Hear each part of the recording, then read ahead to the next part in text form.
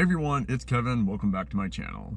In today's video, I'll answer the question, how do I know I'm recovered? If you haven't already, hit the subscribe button and don't forget to check out some of my free resources below. And if you want to speak with me directly, there is also a link below. How do I know recovered? Good question. Do I have to weigh a certain amount? Do I have to have a certain diet? Is it when I complete 3 or 4 months of therapy? Is it when I go to rehab? In today's video, I'll answer that question. It's a good question. I'll say this, you're never going to be 100% sure that you're recovered because the chances of a relapse is never zero. That might seem disconcerting, but you can get that close, really close to zero. A number so close to zero that it's effectively zero, but I don't want to say it's never zero, if that makes sense. Your recovery doesn't start on one day and it doesn't end on one day, and you're never going to know what those days are. You're only going to know in retrospect. Does that mean you have to go a certain number of days before you're recovered? No. And in fact, I don't recommend you count your days. So what are the signs that you are recovered? Let's take a look. The first sign is you don't have wide fluctuations in your weight. And you also don't have wide fluctuations in your intake either. You eat more or less the same amount every day. That doesn't mean you eat exactly the same, and that doesn't mean you have to weigh everything to know that you're eating exactly the same today as you ate yesterday. And your weight might fluctuate, but it's in that narrow band, it's in that narrow window. If you see wide fluctuations in what you eat every day, other than an occasional fast day, you're probably not recovered. For example, if you average 2,000 calories a day, it's okay to go down to say 17 or 18 and then up to 22, 23, and then you have some days that are like 2,000 or 2,100.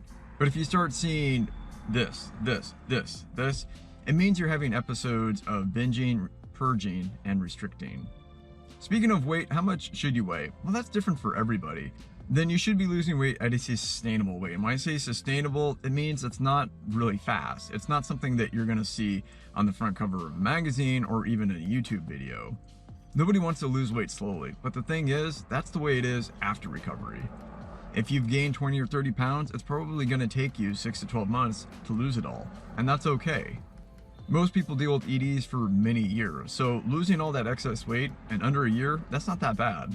If you're not trying to lose weight, then your weight stays stable. It stays within that narrow band. It's okay for your weight to go up a little bit during the year. We have those annual cycles, usually after the holidays, and it's okay to gain a little bit during the holidays, as long as you have a plan to lose it. More on that later. The second sign is you don't have any episodes.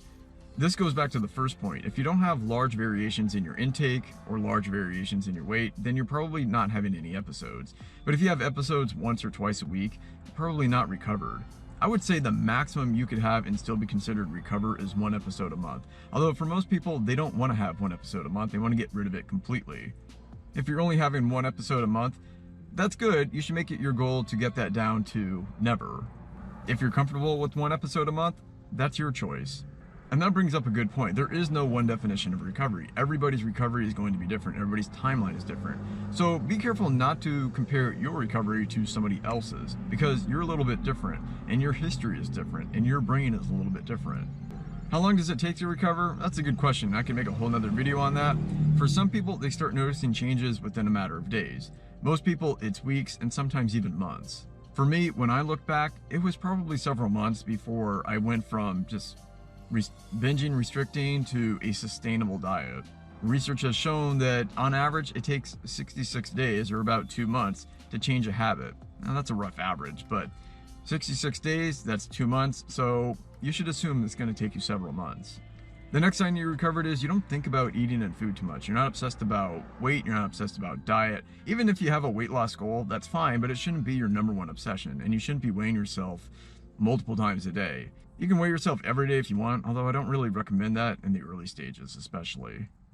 But you're not thinking about what you're going to eat and what you just ate. I think the irony of having an ED is that when you're eating, you're not thinking about food. That's the only time you're not thinking about it. It's when you're actually having it. It's afterwards. You're always assessing the damage. How much did I have there? How much can I have now? How much weight did I gain? That's when you're thinking about it. That's the irony, at least to me. But when you're not eating and you're recovered, you're not thinking about food very much. You're thinking about your job, you're thinking about school, you're thinking about relationships, you're thinking about the news, you're thinking about anything else, basically. You're just not thinking about your weight and what you're eating and your nutrition, and you're not scanning labels all the time, and you're not obsessed about what you're putting into your body. It's okay to be concerned about what's going inside your body. It is your body after all.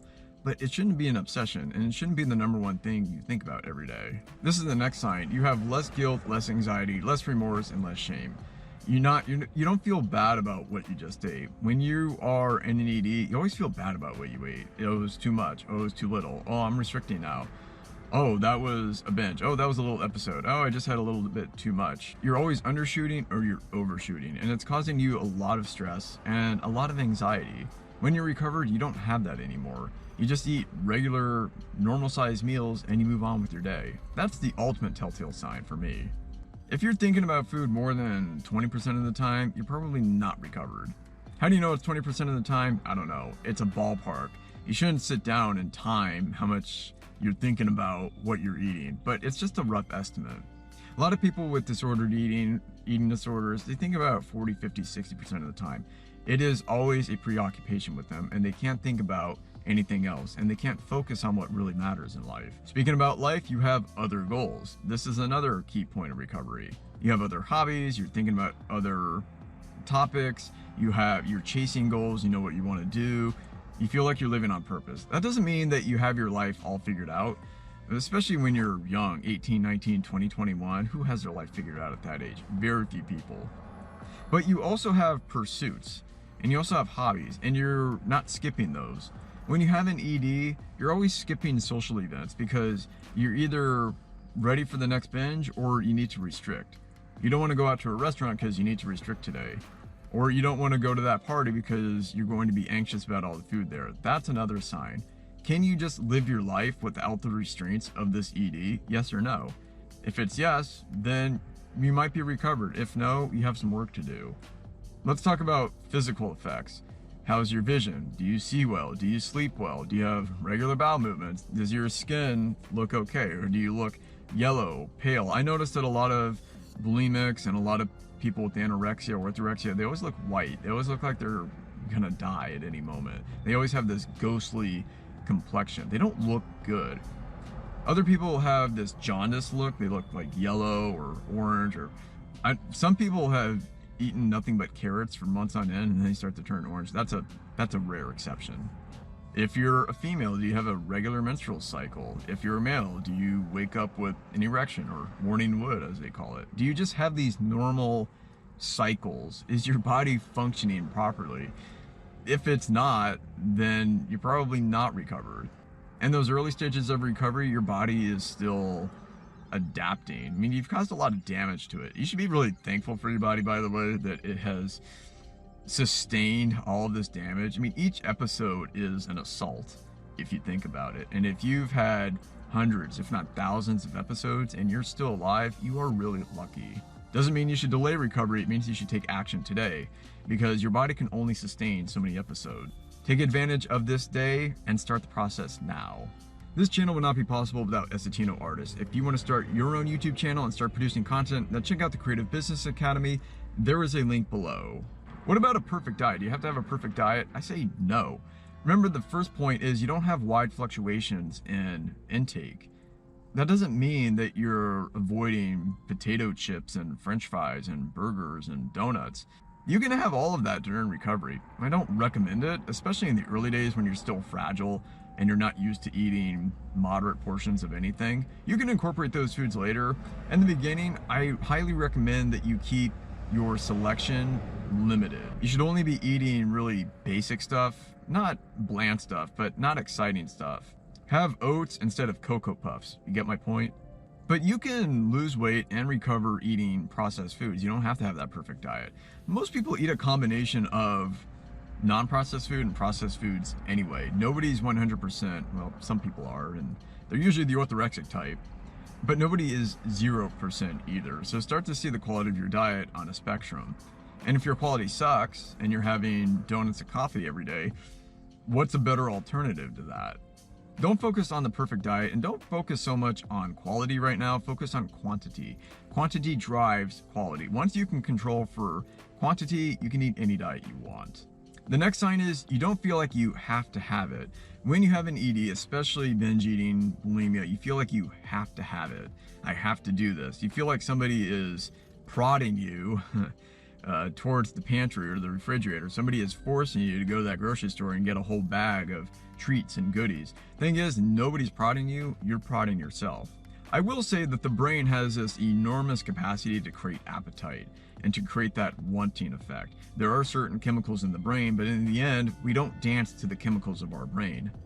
There are multiple parts of your brain and they're all competing for control of the pilot seat, and sometimes they have conflicting goals. That's why you feel that tug of war in your head, like, oh, I know I should do this, but I end up doing this. Why does the left hand want to do this and then the right hand does that? Well, there's a reason for that. And I don't want to get too nitty gritty about the brain. I don't want to go in depth on neuroscience. But when you have that feeling that you have to have it and you have no control, that's a sign you are in your ED. You are a disordered eater. But even if you have that want, that desire, you can still say no. And if you can't say no, you're on the right path. Keep repeating it. What are some other signs that you're recovered? Let me know in the comments below. Hope you found this video educational and entertaining. Don't forget to subscribe and check out my free resources below. If you liked this video, I'm sure you'll like one of the other videos that you see on the screen. Click one of them and I'll see you there.